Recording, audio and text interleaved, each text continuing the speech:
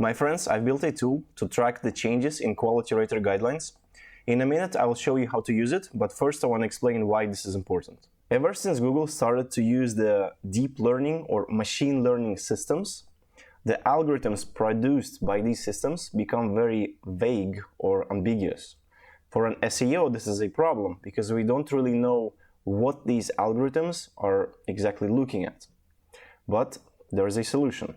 If we look at the basics at how these machine learning systems work, there's always a kind of data that represents the good examples and the bad examples. Then this data is being sent to, let's say, the compute, or this is really the main machine learning, let's say, principle or code or the algorithm that knows how to process this data and understand and essentially work out a kind of a pattern recognition system. Once this is done, it produces, let's say, the new program or the actually new algorithm that now can be run to evaluate different things like different images or different texts or different websites. The most important part in all of this is the actual data. This drives the actual decision making of the algorithm, and data itself is being produced by the humans. Even today, for these systems like ChatGPT or any kind of LLMs, the training data is being prepared, refined, and processed by human labor by the actual workers. This is exactly why I believe Google has these quality rating guidelines. If you have not read through this, I recommend you to check it at least once. Although be mindful that initially this document was leaked, and then over time it became a kind of popular thing, which is now used half as a communication strategy from Google. So don't fall prey into everything that's being said over here and learn to read between the lines. The next part is that these guidelines are being gradually changed over time. And reading through all 180 pages to try to identify what has been changed is actually very time consuming, and most people would not do that. This is exactly why I've built this tool over here. What we see here is two different versions of these quality rater guidelines and the approximate statistics for what has been changed.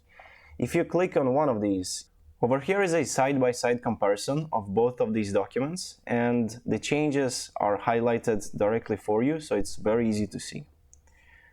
By default, I am selectively showing you only the pages that had something edited about them, just for the sake of saving the time. In case you want to see the full original 180 pages, you can click on this button at the bottom over here, and it will show you the original documents. And also, as you scroll through them, you can start to see that there is a kind of desynchronization. For example, here we're looking at the page 10, but this is page 7.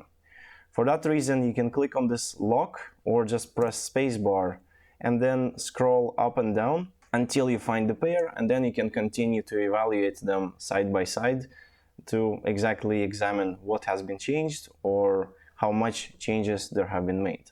Another way to see the changes is through this change report. This is basically the extracted summary from the PDF files, and I believe this is not very easy to get the context of or interpret everything.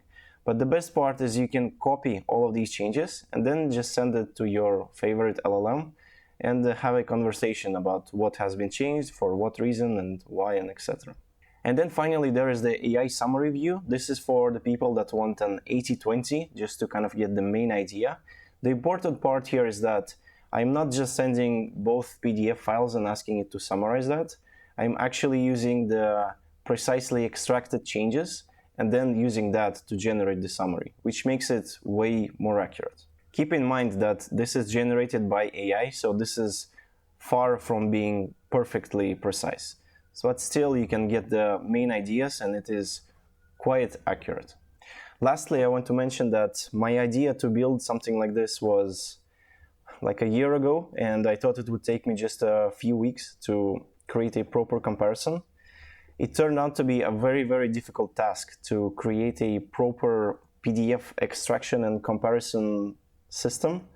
it is very complicated because you realize when these tables and headings and let's say bullet points within the tables, they start to shift around all over the place, it becomes a little bit problematic.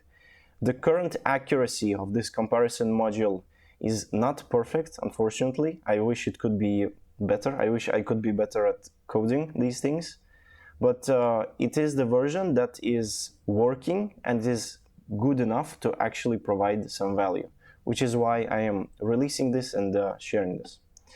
And lastly, of course, I recommend you to come and check it out. It is at the serp.science/QRG.